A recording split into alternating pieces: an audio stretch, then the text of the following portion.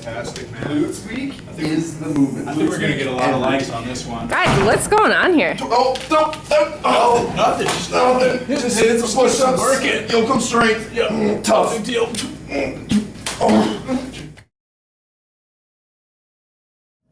What's up, guys? Austin Yoakum with Yoakum Strength, and we're here with the second annual Anatomy Tuesday. Sorry for what you guys just had to watch. Our cameraman doesn't really know how to mind your own business, but usually we work out really hard. We're just testing out some new Glutes week. glute activation. It's Glutes week, baby. Let's get after it. Mark's gonna break it down for us. Glutes week. Let's dive in. So, it's kind of a monster, a lot to unpack here, but we're going to do our best. So, break it into two groups. We're going to start with a superficial extensor and abductor group. That's going to be made up of our glute max, glute med, our glute min, and TFL. And then we're going to have our second group is going to be kind of some smaller muscles that are going to work to laterally rotate. They're going to be our deep muscles. That's going to be these little guys here. We got obturator internus and externus, superior and inferior gemelli, and our piriformis muscle. But for the sake of the video, we're going to focus on the big boys. So, starting out with the glute max.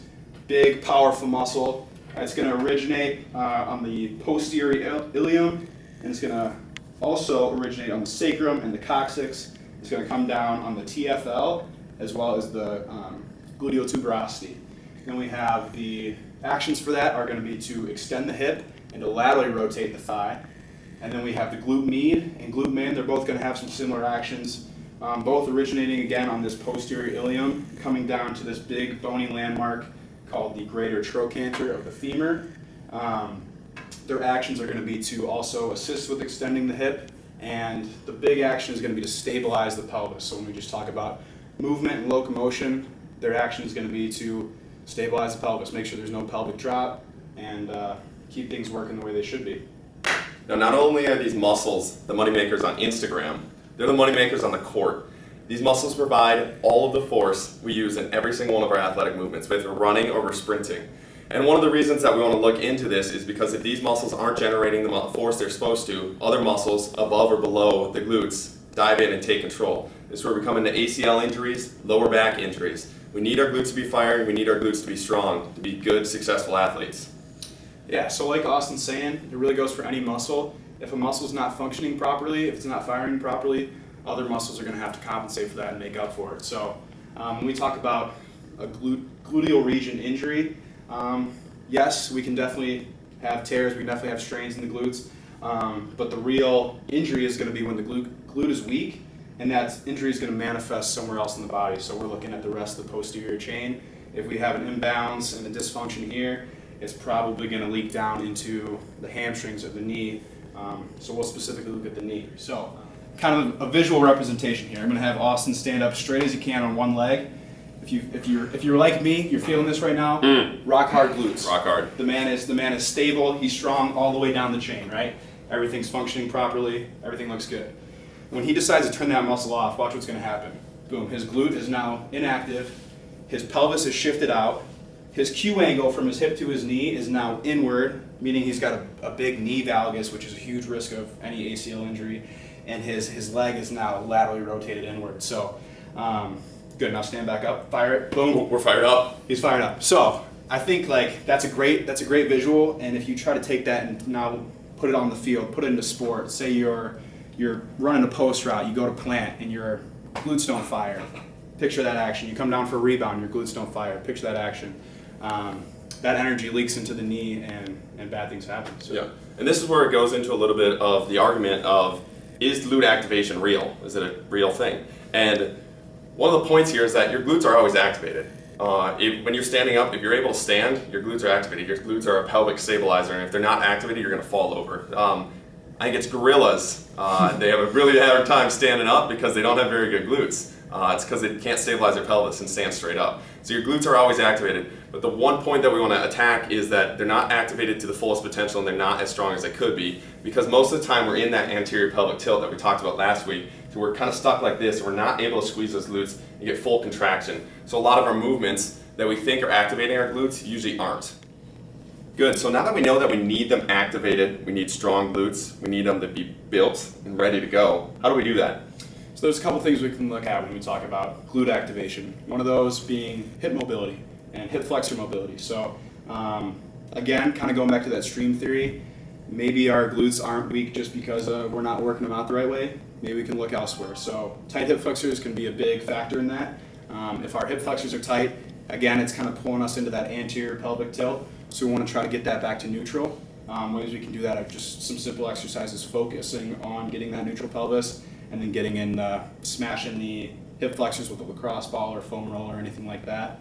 Another thing we want to work on is just like conscious, forceful contractions when we talk about the glute muscles and any posterior chain exercises. So when we're looking at our squat, our deadlift, our barbell bridges, really squeezing the glutes at the top of all those movements and making conscious cues in order to do so. Yeah, and one tip that I kind of stole from Cal Dietz and Kelly Starrett is focusing on the feet if we want to focus on the glutes. Our feet are, again, it's the stream theory, our whole body's connected. So if we're getting our feet activated, a lot of times it helps athletes that struggle with firing their glutes to get them to fire. So 2 cues we can focus on here is screwing our feet into the ground. So if I had a paper towel underneath my feet and I had my feet pointed straight, it would twist them apart. It would twist that paper towel apart. The second point we want to focus on is squeezing and curling that big toe into the ground. So again, activating your feet and then squeezing your glutes off of that. If you guys perform this correctly, you'll definitely feel your glutes engage way more than if you don't have it. Beautiful. Beautifully said, Austin Yoga. So how would this break down in a lift? This is where I think a lot of people need to start off with a warm-up, progress to something heavy, and end with something light. So in our warm-up, we want to use a lot of the glute activation exercises. So one that's really common is a monster walk. So we just put a band around our knees, just activating glutes in multiple planes of motion. We're sideways, we're kicking back, we can walk forward. Multiple ranges of motion, really activate those glutes. It's good for injury prevention and a lot of power output. Second, and this is where I believe a lot of the hypertrophy group is missing out. A lot of the Instagram models, a lot of women trying to build those peaches, they're missing out on the heavy work. This is where we need to do a lot of deadlifts, a lot of squats, a lot of barbell hip thrusts. Again, it depends on what your goal is, what your exercise, but I don't think we should cut out certain exercises. Finally, and this is where I believe a lot of athletes are missing out, is the light hypertrophy work to really build those glutes and feel that contraction. This is where we can use high rep works of lighter dumbbell glute hip thrusts, clams, naked partner hip thrusts. Any of those exercises are going to help build those glutes. So it's critical for athletes to train their glutes effectively in, like Austin said, all 3 planes of motion. So 3 things I want to break down. The glutes are probably by far the most powerful, most force-producing muscle group that we have. So 3 movements I want to break down. First thing is propulsive hip power. So when we talk about just that explosive movement, our primary moving mechanism of the glutes is going to be that hip extension. So when we talk about jumping, sprinting, running, anything like that, that hip propulsion is going to be huge. Another one is our abduction power. So when we talk about the lateral part of our glutes, being able to plant and absorb force, displace it, reproduce it, that's critical. And it also has a big function in lateral stability. So again, like we talked about earlier, stabilizing the pelvis, making sure there's no pelvic drop. From an injury prevention standpoint, obviously very important. And the third component is external rotational power. So when we talk about if you're a baseball pitcher, a batter, a golfer, shot put, discus, anything where you're creating a lot of torque, the glutes are going to be really important for any external rotation power like that. So yeah, and like Mark said, there's so many ranges of motion. That's why we need so many ranges of exercises in the weight room to actually build these glutes. You don't want to just use one exercise where we're deficient in other ranges of motion, and then we have to step on our field, our court, or just in everyday life, and our glutes aren't firing or aren't built in the correct way to be able to help us in life. awesome. Thank you guys for tuning in for Glute Week. It was a huge week. Hope you guys got a lot out of this. Yeah, and as always, guys, thanks for the feedback. Please let us know if you have any questions, anything you want us to take on. We're happy to do it. Keep chopping wood.